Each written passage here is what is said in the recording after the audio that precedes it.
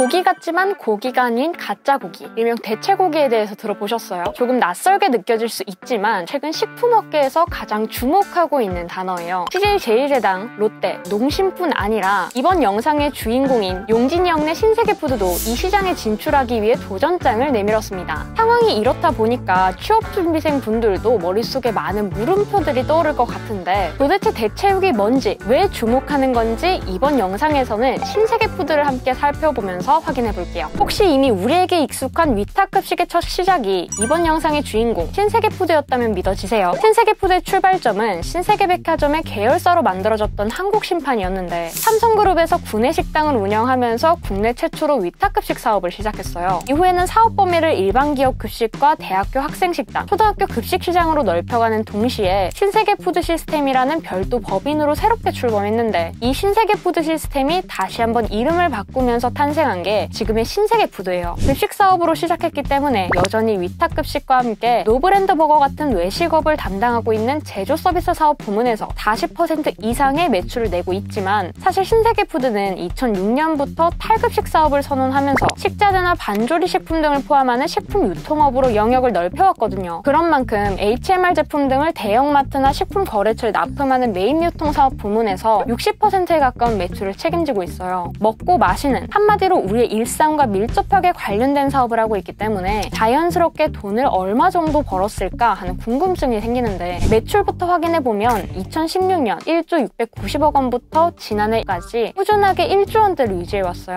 하지만 영업이익은 2017년 정점을 찍고 난 뒤에 계속 감소해서 지난해는 77억 원까지 내려앉았습니다. 보이는 것처럼 2019년과 비교했을 때 2020년의 매출은 6%, 영업이익은 65.1%가 감소하는 바람에 실적 상황이 썩 좋지 못했어요. 이유는 대충 예상이 갈 거예요. 코로나19 때문인데 앞에서 잠깐 이야기했지만 신세계푸드에서 40% 이상의 매출을 내고 있는 부문이 급식과 외식 사업을 담당하고 있는 제조 서비스예요. 그런데 지난해 코로나 확산세가 꺾이지 않고 이어지면서 국내 주요 기업 10곳 중 8곳이 재택근무에 들어가고 학년에 상관없이 전국에 있는 학교들이 개학을 연기하거나 온라인 개학을 진행했었어요. 물론 학교 급식의 경우에는 위탁급식이 아닌 학교가 직접 관리하는 직영체제로 이루어진 경우가 많지만 그 외 기업이나 기관 등에서 급식의 필요성이 줄어들면서 관련된 사업 부문들이 타격을 입게 됩니다. 실제로 신세계푸드는 2019년과 비교했을 때 급식 사업에서만 매출이 25% 정도 감소해요. 같은 시장에서 경쟁하고 있는 대부분의 기업 상황도 마찬가지였고요. 동시에 외식 사업이 위축된 것도 영향을 미쳤는데 현재 신세계푸드는 노브랜드버거부터 보노보노, 오슬로, 스무디킹 같은 외식 브랜드를 보유하고 있어요. 그런데 이 중에서도 특히 스무디킹이 문제가 돼요. 스무디킹은 2016년에 신세계푸드가 인수한 음료 브랜드인데 스무디 제품이 가지는 계절적 특성과 함께 제품 경쟁 등이 치열해지면서 계속 적자 상태였어요. 그런데 지난해에도 사회적 거리두기로 외출과 이동이 줄면서 2019년과 비교했을 때 매출은 17.4%가 줄고 적자는 83%가 늘어나는 상황을 마주하게 돼요. 문제를 해결할 수 있는, 상황을 반전시킬 수 있는 방법이 절실했는데 아니나 다를까 해가 바뀌자마자 올해 1분기 매출은 지난해 같은 기간보다 4.9%가 늘고 영업이익도 흑자 전환에 성공해요. 그리고 이런 흐름은 2분기에도 이어지는데 마찬가지로 1년 전과 비교해서 매출은 8.2%, 영업이익은 234%가 증가해요. 전혀 다른 상황이 펼쳐졌기 때문에 머릿속에 온갖 궁금증들이 생길 수밖에 없는데 사실 신세계푸드는 코로나19를 겪으면서 적자 브랜드를 정리하고 있었어요. 실제로 지난해 해산물 뷔페인 보노보노는 매장 3곳을 폐점했고 수제 맥주를 판매했던 데블스도어도 여의도 IF 시장 영업을 종료했어요. 한식 뷔페인 올반의 매장 수 역시 2017년 15곳에서 현재 1곳까지 줄었고요. 대신 사업 전략을 바꿔서 코로나 시대에 적합한 배달 서비스를 선보이거나 브랜드를 활용한 가정 간편식에 집중하고 있는데 그도 그럴 게 가정 간편식 시장은 국내외 할 것 없이 코로나19로 비대면 소비와 집밥 선호도가 증가하면서 엄청난 속도로 성장하고 있어요. 자연스럽게 신세계푸드 올반의 제품 매출이 지난해보다 34% 증가합니다. 적자 점포를 정리하면서 수익성이 개선되는 동시에 가정 간편식 판매량 증가 등이 이루어진 만큼 실적에 영향을 줄 수밖에 없었어요. 동시에 노브랜드버거의 역할도 컸는데 우리에게 익숙해진 노란 간판의 이 버거 브랜드는 사실 2019년에 버거 플랜트를 리뉴얼 론칭하면서 공개한 신세계푸드 외식 브랜드 중 하나예요.